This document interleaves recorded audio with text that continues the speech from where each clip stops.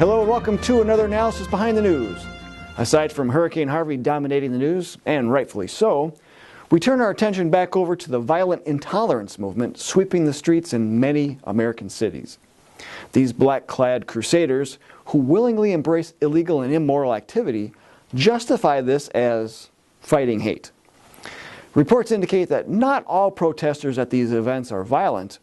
Well-meaning peaceful liberal protesters have been seen to help protect some of the non-liberals who were being beaten by those of the hard left.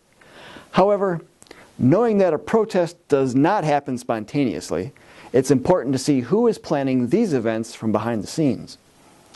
From these protests, beginning with the Black Lives Matters movement from 2014, we can determine that leadership comes from 1960s veterans of the Students for a Democratic Society, the Black Panther Party, the Communist Party USA, the Revolutionary Communist Party, the Black Radical Congress, Freedom Road Socialist Organization, and the Organization for Black Struggle. In regards to Antifa, the New American reports that they are being led and trained by violent communist revolutionary groups such as the Revolutionary Communist Party, Workers' World Party, and by a group that is named by any means necessary.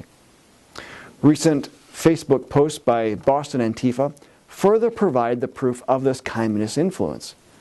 Posts by this group state,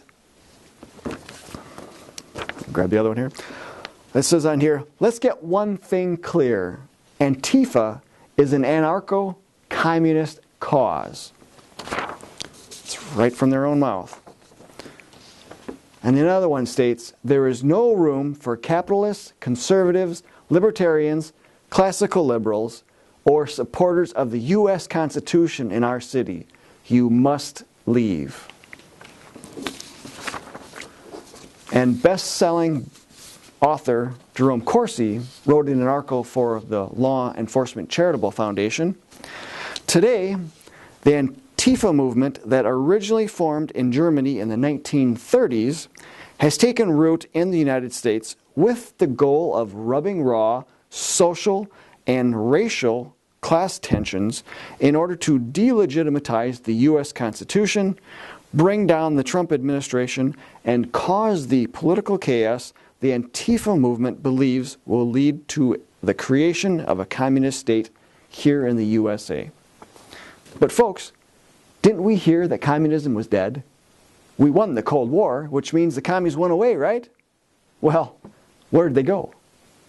According to defectors, it was all an act to fool the West so they could continue their mission just under a different appearance. Allow me to read the words of a great prognosticator regarding the communist menace. In these last few years, the whole world has moved further into an era of darkness and terror. Our own country has suffered from as much immorality and treason as would ordinarily require a generation to put together. In fact, you might feel that we have lived through a decade on the brink of a breaking point. Naturally, we, in the fight for liberty, have faced extensive and malicious attacks from both the open and the disguised left. Nothing more is required today to bring down on any man's head a torrent of smears from the liberal establishment than A, to deny the beauties of the welfare state, B, to seek to preserve the opportunities and responsibilities of the individual, or C, to suspect and expose that those within the establishment would be willing to break the law for a financial reward. He continues, we have also suffered from open opposition, objective condemnation, and undercover punches by our allies of the right. Our greatest problem, however, has been neither the lies of the left nor the recriminations of the right. It has been the difficulty of getting the ordinary patriotic American citizen to sit up and take an honest look at what is really happening. Contributing most to that difficulty are three factors. First is the apathy of the American people. Second is the acceptance and belief of communist propaganda held by so many millions of Americans. And third is the fact that decent Americans simply refuse to grasp the kind of enemy which it now has to deal. Would you agree that these observations describe the current situation in which America finds itself today? Then, would you be surprised if you learned that this was actually written 56 years ago? Indeed it was.